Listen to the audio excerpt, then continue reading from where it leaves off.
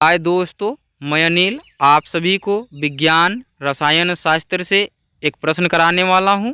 इस वीडियो में आप शुरू से अंत तक बने रहें, एक एक पॉइंट समझते चले, सीखते चले और मैं कोशिश करूंगा कि एकदम आसान से आसान भाषाओं में आपको बता सकूं।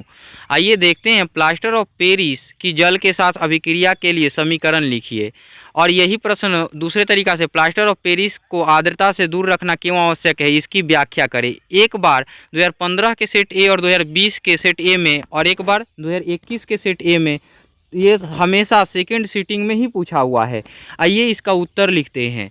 उत्तर कैसे लिखेंगे? प्लास्टर ऑफ पेरिस जल के साथ अभिक्रिया करके जिप्सम बनाते हैं और लगभग आधे घंटे में जमकर ठोस बन जाता है।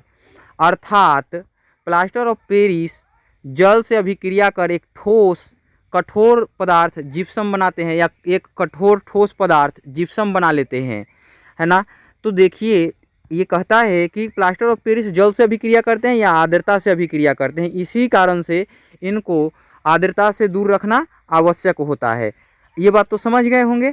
अब इसमें देखते हैं कि इक्वेशंस क्या कहता है। CaSO4 डॉट हाफ H2O, ये एक इक्वेशंस दे रहा हूँ, प्लस 3/2 अर्थात 1:1/2 H2O और तीर अभिक्रिया चिन्ह है, और CaSO4 डॉट H2H2O, मतलब कि हाफ H2O रहेगा तो प्लास्टर ऑफ पेरिस कहलाएगा, है ना। और जब 2H2O बनेगा तो जिप्सम कहलाएगा। अब इसमें भी देखते हैं कि दूसरा इक्वेशंस भी इससे बन जाता है। CaSO4 का होल 2 डॉट H2O, क्यों? यहाँ हाफ H2O के अणु को एक H2O करने के लिए कैल्शियम सल्फेट में 2 कर दिया गया। इसके 2 अणु होंगे तो जल के 1 अणु होंगे, क्योंकि ऊपर वाले में आधे जल के अणु हैं, है ना। तो इस प्रकार से आप समझ पाए होंगे कि CaSO4 का होल 2 क्यों लिखा गया। प्लस इसमें 3H2O, यहाँ 3/2 था, 1:1/2 था, तो यहाँ डायरेक्ट 3 कर दिया गया, क्योंकि यहाँ पे एक अणु है तो यहाँ पे पूर्ण अंक लिया गया, तो यहाँ भी पूर्ण अंक हमने ले लिया। प्रायः इक्वेशन संतुलित करने के लिए पूर्ण अंक ही लिखे जाते हैं। किताबों में दे दिया गया इक्वेशंस ऊपर वाला था, इसलिए हमने लिख दिया, नहीं तो मूलतः हमें दूसरा इक्वेशंस ही लिखना चाहिए। आइए लिखते हैं। कैल्शियम सल्फेट, ये 3 जल के अणु से अभिक्रिया करते हैं तो कैल्शियम सल्फेट वो बाई हाइड्रेट बनाते हैं, है ना। तो ये वाला बाई मतलब 2 होता है। कैल्शियम सल्फेट के एक अणु और जल के 2 अणु बन जाते हैं और जिप्सम बन जाते हैं। जिप्सम का फार्मूला दोनों में एक ही है, नीचे वाले में भी गड़बड़ नहीं है, ऊपर वाले में भी गड़बड़ नहीं है। अब यहाँ आप देख रहे होंगे कि CaSO4 हाफ H2O जो फार्मूला है वो प्लास्टर ऑफ पेरिस का फार्मूला है ना।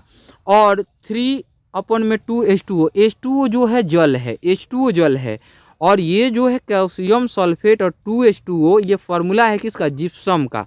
नीचे वाले में देखिए कि इसमें कहता है कि CaSO4 का होल 2 डॉट H2O, ऊपर वाले में हाफ था तो इधर कैल्शियम सल्फेट में एक ही अणु थे और नीचे वाले में 2 अणु हो गए तो जल के 1 अणु हो गए।